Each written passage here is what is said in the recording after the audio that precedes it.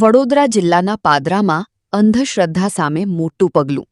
Bharat જનવિજ્ઞાન જાથાએ police સાથે રામનગર વિસ્તારમાં દરોડો. પરંતુ દરોડા પહેલા જ ભુવાજી ફરાર થતા ચકચાર.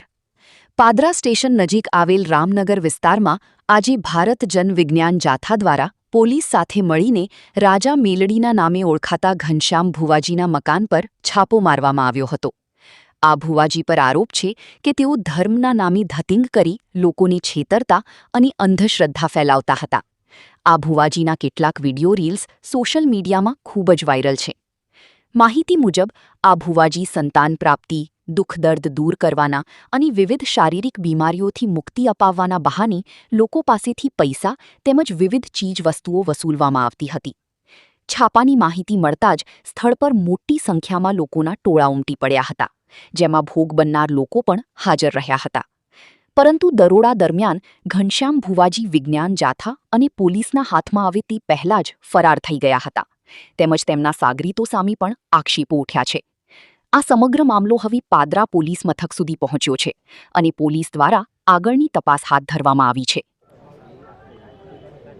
જનભાઈ, શું ઘટના છે? કયા વિસ્તારની અંદર ઘટના જે ઢોંગી ભૂવો છે તેને લઈને?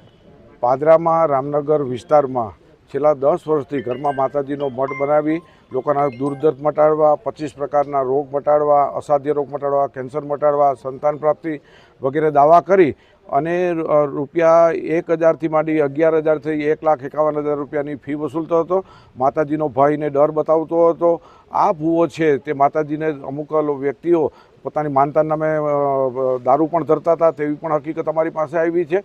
તો અમે અનેક લોકો છેતરાણા છે. ફ્રીજ લઈ દો, ચાંદીના ગ્લાસ લઈ દો, માતાજીની ટેક રખાવે, જુદા જુદા વાર ભરાવે, રવિવાર, મંગળવાર, ગુરુવાર ભરાવે અને એક જાતની દુકાન ખોલી હતી. વિજ્ઞાન જાથા આજરોજ રૂબરૂ આવતા પાદરા પોલીસ સ્ટેશન સાથે રાખીને ફરાર થઈ ગયો છે. પોતાને માતાજી અત્યારે કોઈ પણ પ્રકારની મદદ કરી નથી અને આ ભૂવો જે બોલતો હતો અને લોકોને ભરમાવતો હતો એ પોતે જ ભાગી ગયો છે. લોકોએ આમાંથી બોધપાઠ લેવાની જરૂર છે. અમે લોકોને અપીલ કરી કે હિન્દુ, મુસલમાન કે ક્રિશ્ચન કોઈ પણ આવા ઢોંગી હોય તો એને ખુલ્લા કરી હિંમત રાખીને ફરિયાદ કરવા આગળ આવે તેવી જાથા અપીલ કરે છે. કેવા કયા પ્રકારની ફરિયાદ મળી હતી? અમારી પાસે જે હકીકત આવી છે સંતાન પ્રાપ્તિ છે. બીજું લોકોને ભાઈને માતાજીનો ડર બતાવીને 51,000 રૂપિયા ફ્રીજ લઈ દેવું છે, પોતાના વસ્તુ સાધનો વસાવવાના છે, વાહન ખરીદી કરતો હતો.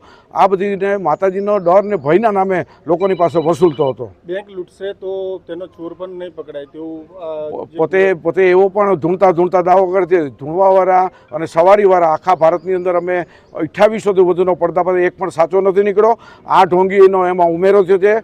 આ ઢોંગી સંપૂર્ણ ખોટો છે અને એનો જરા પણ વિશ્વાસ ન કરવો. પોતે બેંક લૂંટે તો એનો ચોર પણ પકડાય નહીં એવો દાવો કરે છે. આ ધૂણવાવાળા તમામ માનસિક બીમાર કે સંપૂર્ણ ઢોંગી હોય છે એટલે લોકોએ એના પાસે ભરોસો ન રાખવો તેવી જાથા અપીલ કરે છે.